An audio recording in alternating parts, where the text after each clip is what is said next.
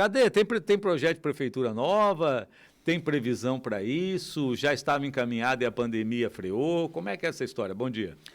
Bom dia, Ayrton. Bom dia aos ouvintes da Rádio Cultura. É um prazer estar aqui novamente, sempre esclarecendo algumas questões relacionadas à nossa secretaria e nosso dia a dia na secretaria. Esse tema é um tema que nós também, como servidores, que eu sou um dos servidores de carreira da prefeitura, vou fazer 30 anos esse ano de função, e a gente sempre se perguntou, né, porque a prefeitura ela começou ali na Praça Getúlio Vargas, com aquele prédio pequeno, e foi crescendo à medida que a cidade cresceu, e hoje somos aí próximos de 6 mil colegas de trabalho, e lógico, a grande maioria deles estão nas escolas e postos de saúde, mas a parte administrativa da prefeitura, ela demanda realmente um espaço físico adequado para que essas ações do município aconteçam todos no lugar só. Apesar de que houve até, né, César, uma intenção de você agrupar as secretarias fins, né? Isso. Então, eu tenho planejamento, eu tenho a questão da fazenda, tudo no mesmo local. Mas se você precisar de educação e tudo mais, está num outro ponto. Mas mesmo assim, né? Eu confesso para você que eu participei de um processo o ano passado, salvo engano. É um nível de planejamento que nem se falou mesmo, né? Mas nós ali na Secretaria de Obras, nós temos arquitetos, temos engenheiros, e o prefeito nos pediu para que a gente fizesse um estudo de uma nova sede. E nós fizemos isso a nível de estudo preliminar, né? Considerando todas as informações que foram nos passadas através da Secretaria de Administração, questionando todos os locais que existe uma repartição pública, seja ela da saúde, que está fora hoje do Bordim, que o Bordim concentra hoje cerca talvez de 60%, 70% das secretarias, né, e de pessoas em espaço físico. Secretaria da Fazenda, que está fora, administração, e a saúde, que também está fora, e fora alguns outros pontos que ficam realmente dispersos na cidade. Você pegar a administrativo do Fostrans, está aqui próximo da Guarda.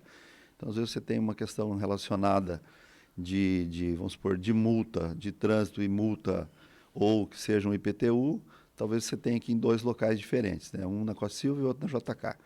Então, nós fizemos esse apanhado, Ayrton, até mesmo para a gente ter um norte, né? E começar a trabalhar esse norte.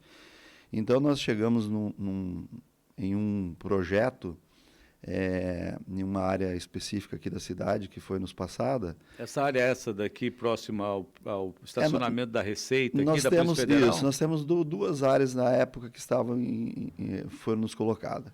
E a gente fez estudo nas duas áreas, e o que é importante a gente ter esse norte, porque se você vai construir uma casa para você, o que você tem que colocar em consideração? O terreno, o tamanho da sua casa, se você tem 3 filhos, 4 filhos, 2 carros, 3 carros, né, para colocar na garagem, se você vai querer piscina, não piscina, edículo, não edículo. Então, nós fizemos todo esse estudo preliminar anterior, e nós chegamos a uma área construída para abrigar todas as secretarias do município, com os devidos estacionamentos, áreas que poderão abrigar a questão dos almoxerifados da prefeitura, que nós temos um almoxerifado da saúde, que ele ocupa um espaço imenso ali no Bordim. Nós temos o almoxerifado central do município, que tem uma locação na Vila Portes, também um espaço bastante grande. Então, nós chegamos a uma área próxima a 28 mil metros quadrados de área construída. Então, assim, é uma construção que não é pequena. Verticalizado ou horizontal? Ou seja, um piso só ou vários Nós pisos? fizemos, como o terreno ele tem uma certa declividade, a gente pensou em um subsolo, abrigando ali próximo ao estacionamento toda a parte de RH, para ficar mais próximo do servidor que chega, que vem fazer alguma coisa no município, ele não precisa adentrar dentro do prédio para poder fazer as suas considerações ali junto ao RH.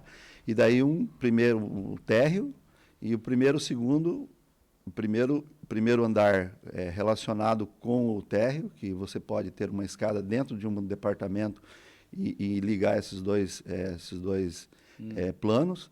E o terceiro e quarto seria a parte de governo mesmo.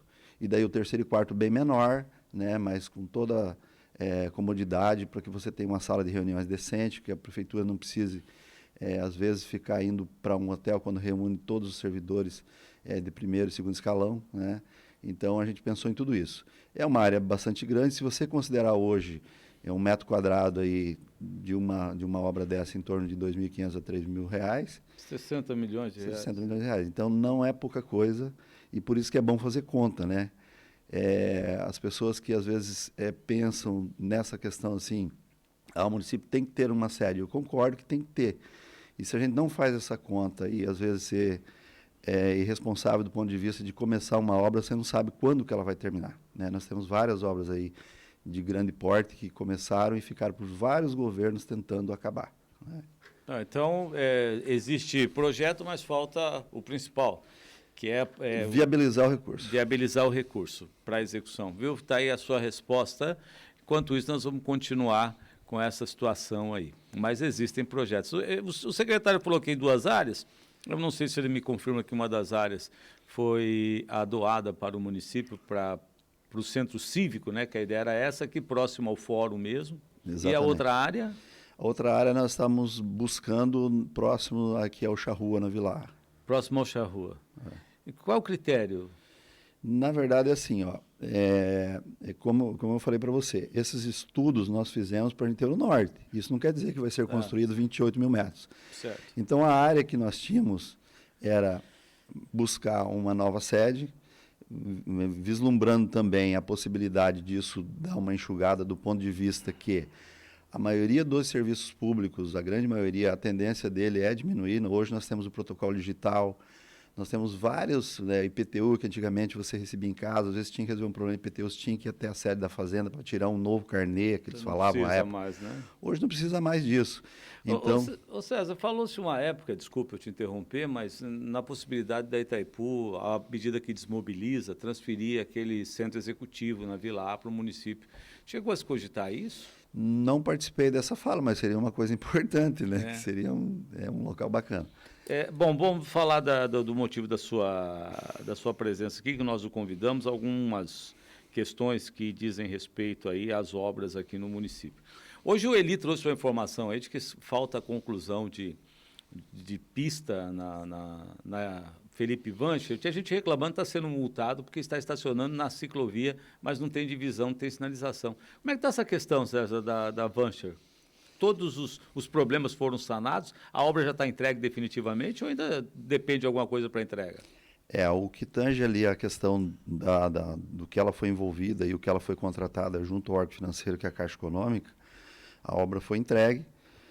A questão das ciclovias, a ciclovia ela está junto ali da guia do meio-fio até o alinhamento predial. Então, não acredito que tenha algum problema de estacionamento com relação à ciclovia. O que sim acontece é que ela foi concebida daquela forma e nós tivemos que terminar ela daquela forma. Algumas coisas a gente também não concorda, no ponto de vista, assim, alguns retornos que ela ficou muito difícil fazer alguns retornos, né? Pela largura da caixa de rua, de pista, que você não consegue manobrar um carro, às vezes você tem que dar uma ré ali num semáforo, mesmo numa esquina, para fazer esse retorno. O bom seria se nós tivéssemos ali naquele local a condição de fazer binários, que você entra por uma quadra e volta pela outra, e daí você fazia esse binário e conseguia fazer o retorno. Mas não é o caso.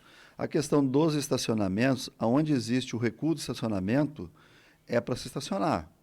É lógico que não tem esse recuo de estacionamento ao longo de toda ela.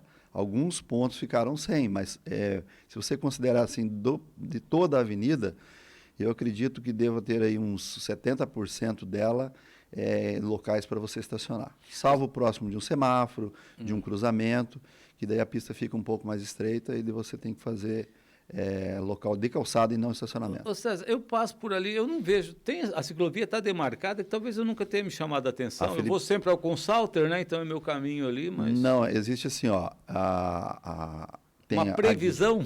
Não, a ciclovia nós estamos falando da Felipe Vancher, aqui da subestação da Copel até o Consalter. Exato. Então, ali sim, ali ela tem a ciclovia. Tem a calçada para o pedestre e do lado tem a ciclovia. Você recorda bem que tivemos aí alguns posts aí em relação ao poste no meio da ciclovia. Você recorda disso? Lembro. Então, são alguns superpostes da Copel que na época, foi solicitado a relocação desses postes e não houve como relocar devido a custo e uma série de coisas que é um linhão da Copel que passa por ali, um alimentador. O fato é que esses linhões, inclusive, o poste está em cima da ciclovia. Só que antes de você chegar no poste, você tem uma alça de saída em 45 graus, você passa pelo lado do poste E depois tem uma alça. e depois você volta de novo. Ô César, um dos grandes pontos de crítica ali foi justamente aquela plantação de postes que tem no meio da Vancher, né? Que não se previu ali um posteamento de uma forma diferenciada, uma iluminação com fiação subterrânea, nada disso. Nada Ficou disso. aquela coisa horrível ali no meio da pista. Aí você me fala da questão dos retornos. Né? Como é que você aprova um projeto desse? Então, e isso tudo, à época, é bom lembrar disso, porque dá essa impressão que a gente participou desse processo. À época, esse projeto, ele foi aprovado junto ao Ministério das Cidades e, dadas as condições daquela via, porque assim, você pegar a JK. A JK é muito fácil você fazer um binário, porque você tem uma mão única de um lado, uma mão única do outro, né? Você consegue fazer com que a pessoa circule na quadra e não retorne em cima da quadra. O caso ali é que o parcelamento ao longo da Avenida Felipe Vanches, se você pegar o lado direito, ele praticamente não existe, no sentido Cascavel. Se você pegar o lado esquerdo, houve alguns parcelamentos, porém, ele é muito longo, você perde o binário. Você pega ali no Jardim São Paulo mesmo, você desce na Coronel Francisco Ludolfo Gomes, o certo seria você virar a primeira direita ou a esquerda e já retornar pegando a Felipe Vanches novamente. Se você virar à direita, você vai sair no campo de futebol, vai fazer um contorno em volta do futebol e vai voltar na Coronel Francisco de novo. Mas o problema também existe também do outro lado, né? Do outro lado também. No sentido contrário, tem várias áreas ali que são enormes, você não tem. Tem até o cemitério no pedaço ali. Exatamente. Esse crescimento. E o que não acontece na República Argentina. Você vê que a República Argentina, a urbanização, ela aconteceu de maneira diferente, né? Certo. Bom, com relação à Vancher, então, esta é a questão que nós temos ali, né? Que hoje foi uma reclamação que apareceu aqui durante o programa apresentado pelo Eli. Agora vamos falar o seguinte. Eu sei que você não tem muita coisa a ver com isso, mas atinge diretamente o município. Esse processo ali de circulação desse viaduto aqui na Costa e Silva é outra coisa séria também, né, César? Pois é. A agulha ficou antes do retorno, para você passar dessa região para entrar na área norte, Parque Imperatriz Nacional ali, ou você acaba indo lá em cima, no hotel Rafaim, retornando lá, ou você vai ter que fazer a entrada ali pela Avenida Garibaldi, né? Exato. E aí você tem que entrar pela Jardim Canadá. O que faltou ali? O município foi ouvido como deveria na elaboração daquele projeto? Eu acredito que não. E assim, como era a época também, era uma coisa que era muito esperada acontecer algumas coisas nesse sentido no município. Quando foi implementado esse projeto, né, porque houve vários projetos para esse viaduto ali na chegada da cidade. E a época, eu acredito assim, a ânsia era tão grande de que acontecesse que não avaliaram. Que não foi avaliado alguns pontos. Porque quando você olha no projeto, Ayrton, parece que a coisa é perfeita. Mas o nosso problema era entrar em Foz, César. Não era ir para o Paraguai. E continuou o problema entrar em Foz. Foi para o Paraguai, só que agora a gente não tem passagem de nível. Só que assim, tem dois aspectos que eu vou te passar que não é muito ortodoxo, digamos assim. É assim, quando você olha como município, você enxerga uma coisa. Quando você olha como DENIT e até mesmo a concessionária, mas mais o DENIT não, o DR. O DR, eles enxergam outra coisa. O que eles tinham ali? Tanto aqui nessa passagem da Costa e Silva com a BR-277, quanto lá no Rafaim e alguns outros pontos da cidade, que seria até aqui no Charrua. O que acontece? Eles avaliam o índice de colisão naquele local, certo? E deixar com que, isso é uma fala do DR, a BR ela tem que passar invisível pela cidade, entendeu? E daí o que acontece? Para ela passar invisível, eles priorizam a BR em detrimento ao trânsito local. Então que usasse verba federal, né? Porque ali o dinheiro foi do governo do Estado, né? Foi do governo do Estado. Ô César, com relação às marginais, vamos falar lá da Olímpio Rafaim. Fala para nós Olímpio Rafaim... dessa situação que eu digo que tem obra aqui em Foz, parece que tem uma cabeça de burro enterrada, né? Não, e eu digo para você o seguinte, a energia que nós gastamos na Secretaria de Obras, planejamento, lá junto também ao convênios que está lá ligado ao gabinete, para a gente conseguir dar vazão nessa obra específica, você não tem noção. Dá-se a impressão que a gente fica lá com os braços cruzados, com o pé em cima da mesa, esperando que as coisas aconteçam. E a gente tem que ficar passando por todos esses órgãos que eu te falei aí, que é a concessionária, o DR, Caixa Econômica, vários setores que você faz um movimento aqui, tem uma reação ali. Faz um movimento aqui, tem uma reação ali. Então, assim, nós tivemos um problema de projeto para refazer todo o projeto, topografia, levantar tudo que estava executado, o que não estava executado, o que ficou executado ficou mal feito, o que vai ter que fazer de novo, enfim, para chegar no final e mandar isso para o departamento de compras para ser licitado. Ao passo que foi protocolado no departamento de compras, aí tem todo um trâmite ainda de liberação junto à Caixa Econômica, que tem uma série de negativos que o município tem que passar, uma série de documentos. Eu estive semana passada no gabinete e o prefeito estava assinando para que fosse mandado, aí sim, para publicação de licitação. Então, passa pelo crivo do jurídico ainda, deve estar no jurídico, para que seja colocado aí no Diário Oficial. Depois de tudo, não vai aparecer mais nenhum impedimento? Não existe mais impedimento. E por isso que eu falo, esses gargalos, eles são muito finos, sabe? E por quê? Existem muitas pessoas olhando para o mesmo lugar. E daí, assim, se fosse do ponto de vista do município, esse projeto estava pronto há 6, 7 meses atrás, a gente simplesmente licitava e não precisamos pedir benção para ninguém. O fato é que o município tem que comungar com a Caixa Econômica, tem que comungar com a concessionária, tem que comungar com o DR. Tá.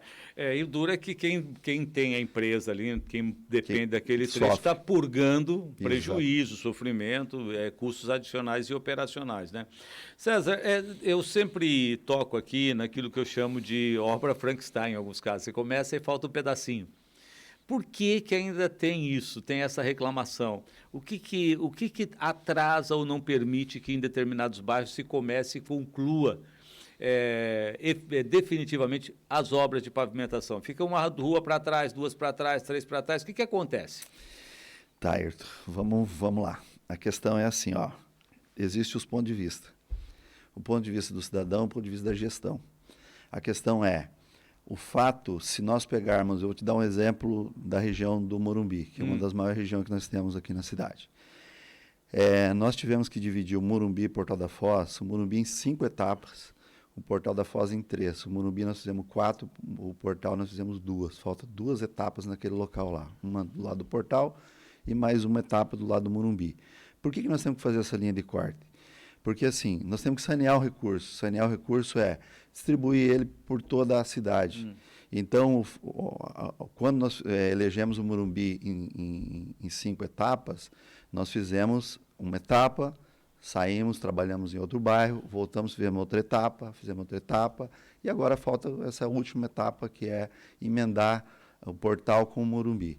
Então, isso faz parte do nosso dia a dia, porque eu tive outro dia numa rádio, conversando com um colega, ele falou assim, poxa vida, justo a minha rua vocês não o fizeram. Não é por quê? Eu digo assim, porque assim, nós temos que estabelecer um corte. Então, se eu faço a rua sua, que é a rua de baixo, que é a rua de baixo da Rua Cisne ali, e se eu tivesse feito essa rua, as pessoas que estariam embaixo estariam fazendo o seu discurso hoje. Pô, mas você parou ali para o lado de cima, por que não desceu mais uma quadra? Aí eu ia descer mais uma quadra, talvez eu estaria lá até hoje, trabalhando naquele mesmo local. Então, a gente tem essa necessidade de sanear realmente e atender todas as regiões da cidade. Então, por isso que fica realmente, às vezes, um toquinho. E vou te dar mais outro exemplo. O exemplo é assim, quando você licita, isso eu estou falando das obras que nós fazemos com usina de asfalto e com a equipe própria do município, quando nós compramos o insumo, que é o CBUQ, para ser aplicado. Nós temos aqui em volta da rádio, aqui foi feito no Parque Presidente, no Curitibano e Jardim Central, foi feita uma licitação. A licitação, você pré-estabelece o que vai ser feito. Então, se eu coloquei aqui, que vão ser feitos aqui, acho que foi feito 30 mil metros quadrados de pavimentação nessa região, às vezes vai ficar um toquinho de rua aqui nas mediações que ele não coube no nosso orçamento, né? Ou às vezes até no aditivo não coube. Então a gente vai ter que voltar a fazer novamente. Por quê? Porque não coube ele naquele processo licitatório. E eu não posso chegar para a empresa, às vezes as pessoas me ligam e falam assim, as máquinas estão aqui do lado, é só você pedir para ele atravessar a rua e fazer.